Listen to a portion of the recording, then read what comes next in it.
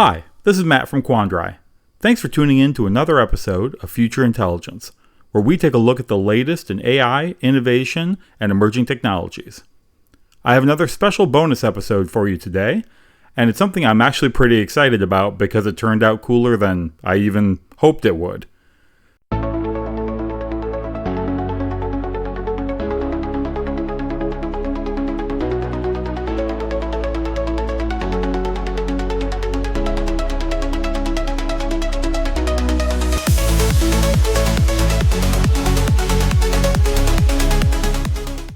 So, as you may know from the first episode that we did, I've been messing around a lot with Google's NotebookLM, where you can upload a PDF of a document, let's say an annual report from a company, or the text of an old novel, or even the U.S. Constitution itself, and then you can ask Google's AI various questions about that document, and it will turn it into a discussion-based podcast.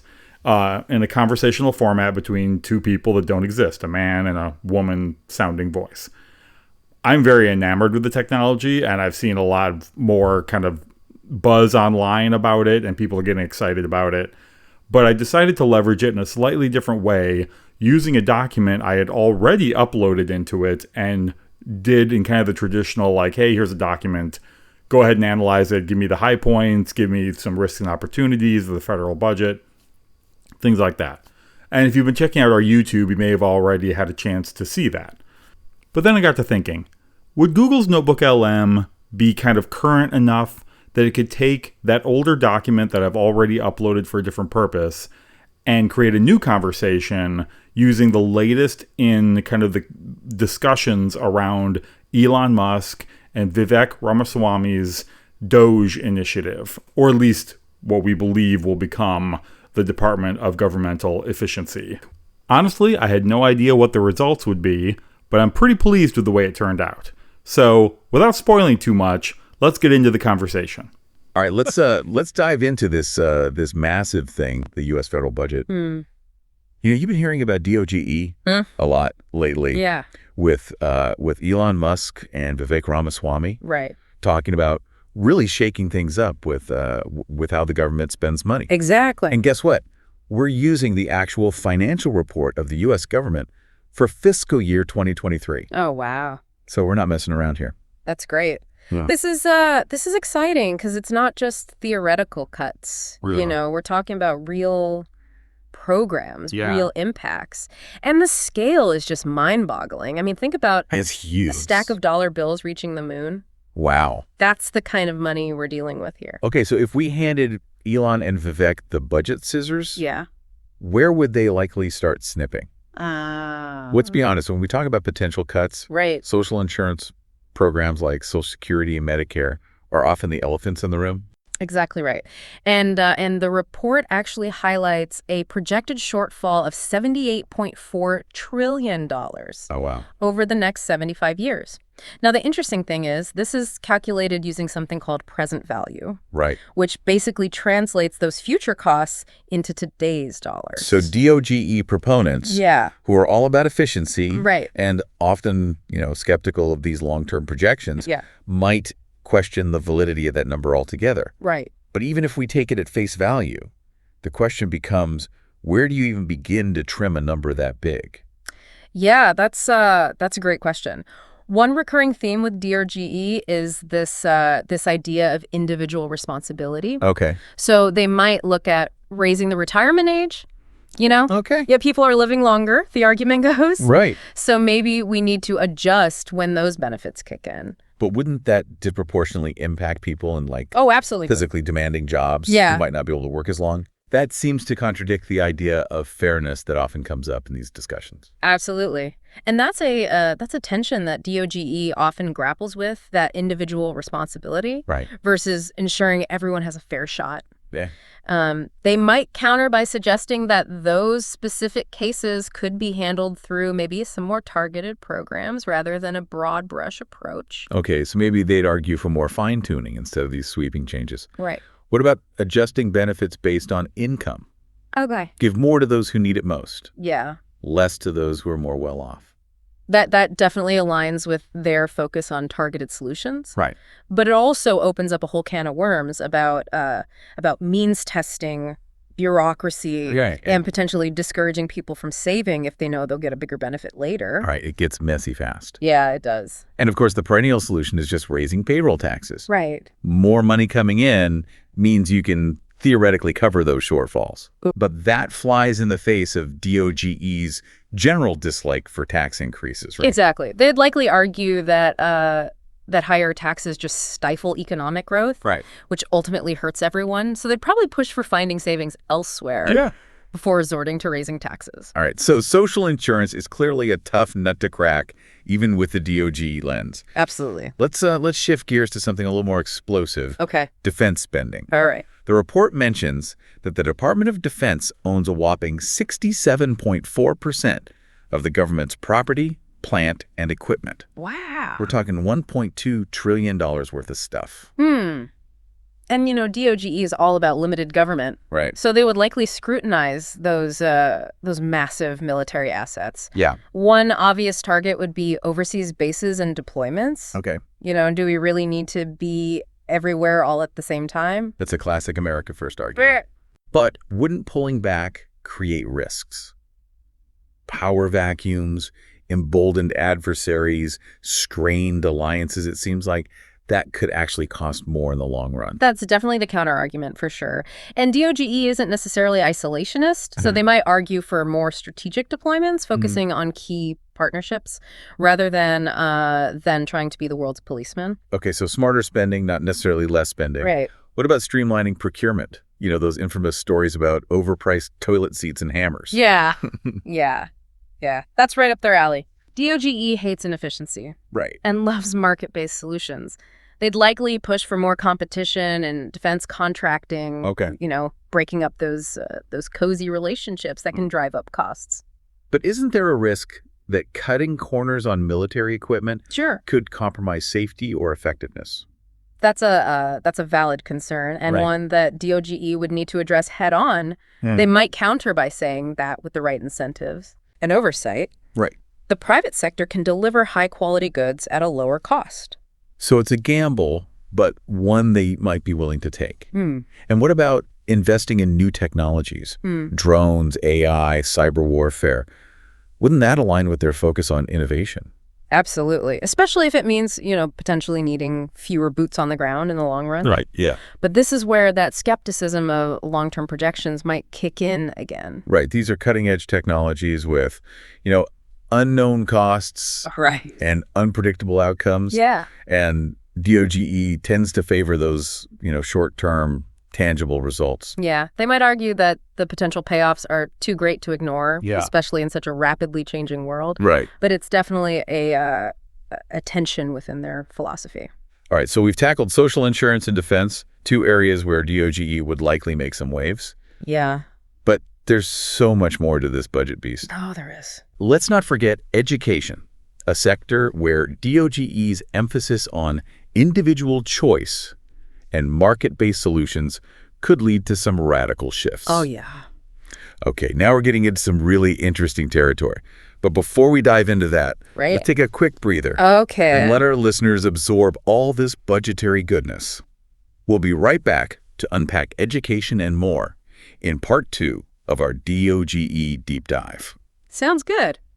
Welcome back. Before the break, we were about to wade into the world of education spending through a DOGE-colored lens, and things could get interesting here. Okay, so we've got Elon and Vivek looking at the education budget. What's their first move? Well, remember, they're big on individual empowerment and market forces, right? Right. So they might start by pushing for more school choice, charter schools, vouchers, the whole shebang. So basically giving parents more control over where their kids go to school instead of being stuck in that traditional public school system. Exactly. They would argue that competition would breed innovation and drive up quality, just like in the private sector.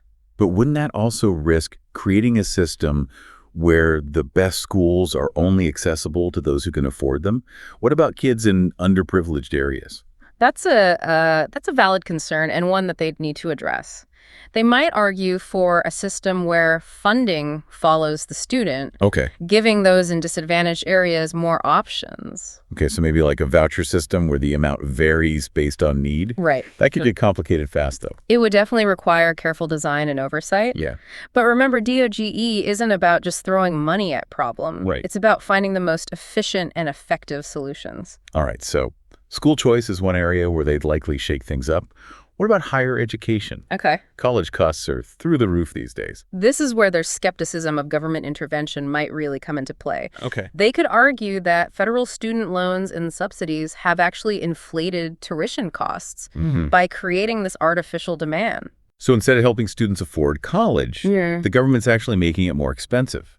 That's a pretty bold claim. It's a controversial one for sure. Yeah. They might point to data showing that tuition increases have outpaced inflation, Right? suggesting that something isn't working quite right. Okay, let's say they're right. What's the DOGE solution to runaway college costs? They might advocate for a more market-based approach, things like income share agreements, where students pay back a percentage of their future earnings instead of taking on those traditional loans. So kind of like investing in human capital. Right. Interesting idea. Yeah. But wouldn't that discourage people from pursuing those lower paying, but, socially valuable careers? That's a potential downside. Yeah. And one that DOGE proponents would need to address. They might argue for some targeted programs to support those fields, or that a more vibrant economy overall would just lead to higher wages across the board.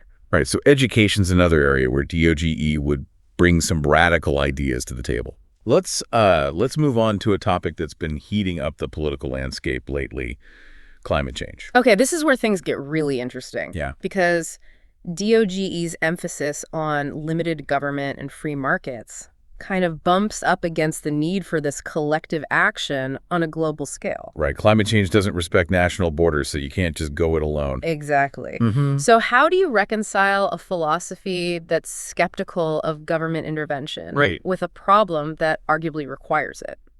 I'm guessing Elon and Vivek have some thoughts on this. They might argue that the best way to address climate change is through innovation and technological breakthroughs driven by the private sector. So basically letting the free market work its magic and come up with clean energy solutions. That's the idea. They might point to the progress already being made in areas like solar and wind power and argue that government regulations and subsidies are actually hindering that progress. But what about the urgency of the problem? Scientists are saying we need to act now to avoid those, catastrophic consequences. Right. Can we really afford to wait for the market to solve this? That's the counter argument, of course. Yeah. And some DOGE proponents might actually support a carbon tax. Putting a price on pollution to incentivize businesses and individuals to reduce their emissions. Wait, a tax? Didn't we say they're generally against tax increases? They might argue that a carbon tax is different because it's a market-based solution that corrects a market failure. Right. The fact that polluters aren't paying the full cost of their actions. Okay, so it's a bit of a compromise. Right. Using government intervention to nudge the market in the right direction. Exactly. And they might also argue that the revenue generated from a carbon tax could be used to offset other taxes, making it more palatable to businesses and consumers. All right, so there's some nuance to their approach on climate change. Yeah. What about the more general issue of waste and inefficiency in government? This is where DOGE's principles really shine. They'd be all about streamlining processes, cutting bureaucracy, and using technology to make government more efficient and accountable. So less red tape, more results. Exactly. Sounds good in theory, but how would they actually implement that? They might push for things like zero-based budgeting, where agencies have to justify every dollar they spend instead of just getting those automatic increases. So making them prove their worth, basically. Exactly. And they'd likely be big on using data analytics to track spending, identify areas for improvement, and hold people accountable. Okay, so less guesswork, more evidence-based decision-making. That seems like a no-brainer. It does. But it requires a culture shift within government, a willingness to embrace change and challenge the status quo. Right, because bureaucracy is kind of like a comfortable old shoe. It might be a bit worn out, but it's familiar. Exactly. And changing that mindset wouldn't be easy. Yeah. But DOGE proponents would argue that the potential for savings and improved services is worth the effort. All right, so we've covered a lot of ground here, from social insurance and defense to education, climate change, and the ever-present issue of waste and inefficiency. It's clear that applying DOGE principles to the federal budget would lead to some significant changes, Right. with both potential benefits and risks. And it's important to remember that this is just one perspective on a very complex issue. Absolutely. There are many other viewpoints out there. Yeah. And ultimately, it's up to each individual to decide what they believe is the best way forward. Absolutely. But, exploring these different perspectives can help us all think more critically about the choices we face as a society. Right. And that's what the deep dive is all about. We've analyzed the potential impact of DOGE on various aspects of the federal budget, from social programs and defense to education and climate change. We've explored the potential benefits and drawbacks of this approach, highlighting the need for careful consideration and a nuanced perspective. Now let's shift gears and address the elephant in the room: the $78.4 trillion shortfall in social insurance programs. This raises a critical question. How do we balance fiscal responsibility with ensuring a safety net for those who rely on these programs?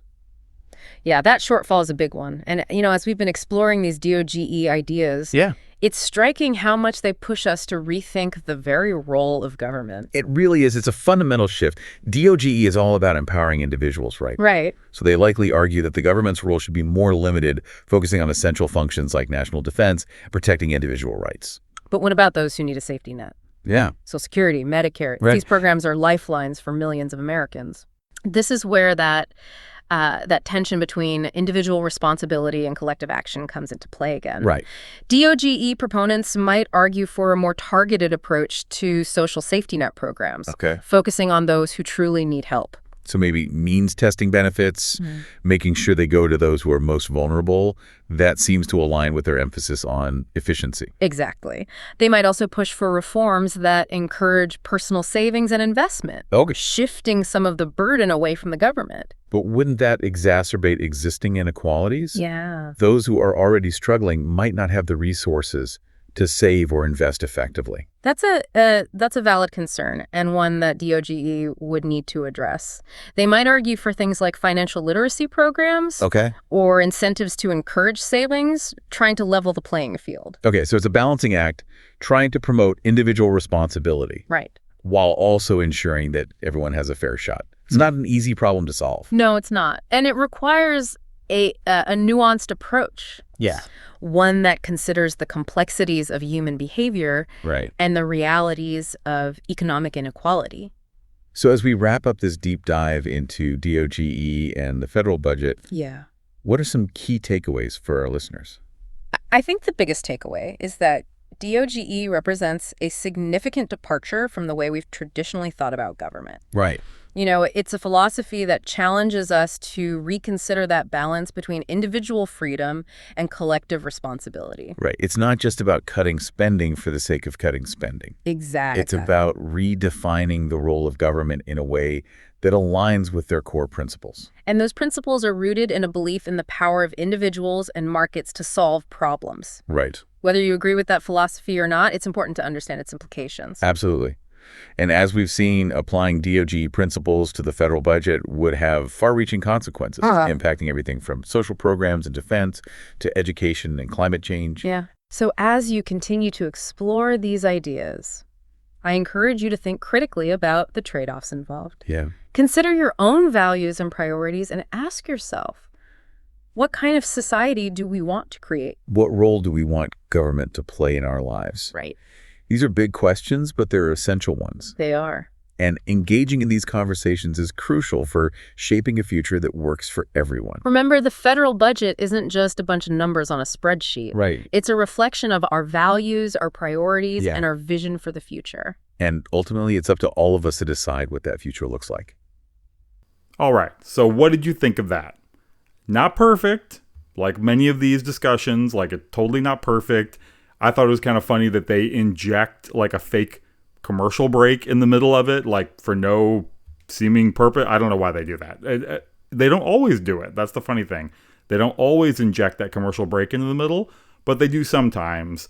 And I find it kind of humorous that they do that. I could cut it out, but I honestly wanted you to hear it verbatim in its entirety. Clearly not a perfect discussion. A lot of the perspectives that the two AI hosts have are probably not directly shared by Elon and Vivek, probably not things they've directly discussed as part of that initiative. However, clearly it's pulling directly from kind of the latest information online, because the document that was uploaded was from 2023, and that has nothing to do with any of the DOGE conversations or any of the things that they are kind of talking about from that lens. So I just think it's very entertaining. And I hope you enjoyed listening to it as well.